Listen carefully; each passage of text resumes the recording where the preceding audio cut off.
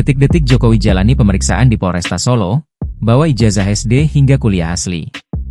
Presiden ke-7 RI Joko Widodo, Jokowi, mendatangi Mapolresta Solo, Jawa Tengah, dalam rangka pemeriksaan yang dilakukan oleh penyidik Polda Metro Jaya soal dugaan ijazah palsu, Rabu, 23 Juli 2025. Jokowi tiba di Mapolresta Solo sekitar pukul 10.16 WIB dengan menggunakan mobil Toyota Alphard warna hitam dengan nomor polisi B1568 AZC.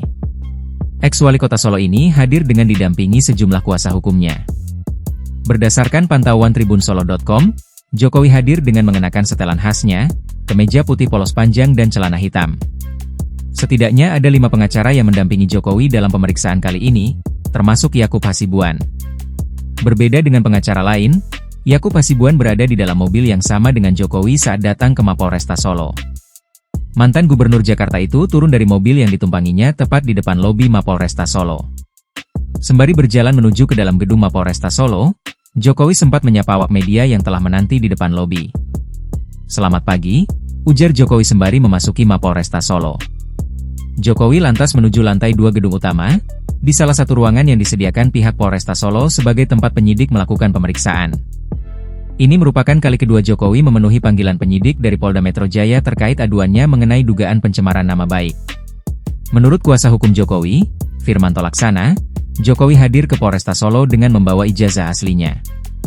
Bapak Jokowi hadir memenuhi jadwal pemeriksaan dari penyidik, jadi seperti kita lihat tadi, Bapak masuk bersama dengan tim, kami juga mendampingi.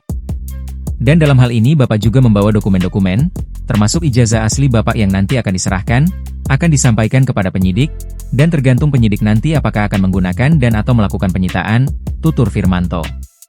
Menurutnya, Jokowi akan senantiasa mengikuti proses hukum yang berlaku dan menghormati proses yang berjalan. Jadi tentu Bapak secara konsisten terus akan mengikuti proses hukum dan akan menghargai semua proses yang terjadi. Hari ini dapat kita lihat penjadwalan Bapak untuk diminta keterangan dilakukan di Polresta Solo, ungkapnya. Download Tribun X sekarang, menghadirkan lokal menjadi Indonesia.